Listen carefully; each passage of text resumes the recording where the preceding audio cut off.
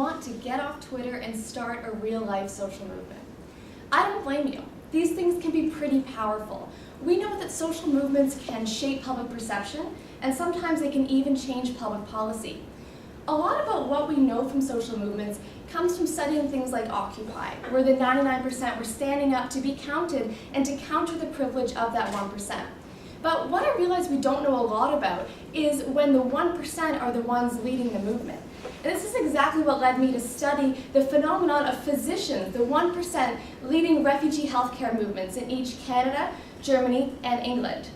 And the results of these are a little bit mixed, but my research shows we can learn a lot about how these different movements strategize to meet the needs of their specific contexts. So what I'm going to do today is write for you a prescription of 3 things you need to consider across 3 levels from 3 cases. 3 levels, 3 cases, 3 things. Stay with me. To create a successful social movement in your specific context, you first need to know your system. And here I'm talking about federal or unitary or something else.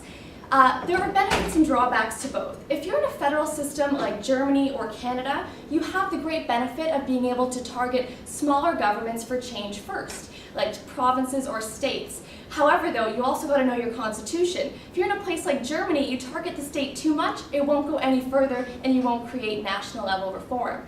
Now, if you're in a unitary country like England, you're not going to necessarily have that benefit, but you do have the benefit of having all of your stakeholders targeting a single government stakeholder, and that can be really, really powerful. At the second level, I want you to consider what is your organizational strategy? What is your movement's message?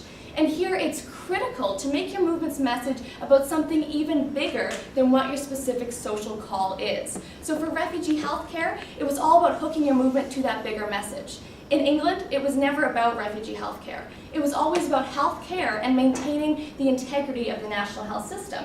That really resonated with stakeholders. In Canada, the message grew from doctors by telling people to consider what this makes us as Canadians if we're going to reform refugee healthcare. What does that mean for our identity? That was really powerful. And in Germany, not surprisingly, messages were more about efficiency. How can we save some funds in administration by implementing better policy here in refugee healthcare? That was really powerful there. Finally, you must make considerations at the individual level to create a successful social movement.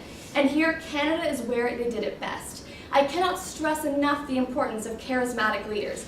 Putting a face to a movement creates levels of accountability and makes people be able to trust in what the movement is selling. So there you have it, folks. If you want to create a social movement in your specific context, ask questions at these 3 levels. And really, I urge you to do so. Trust me, it's a lot better than fighting bots on Twitter.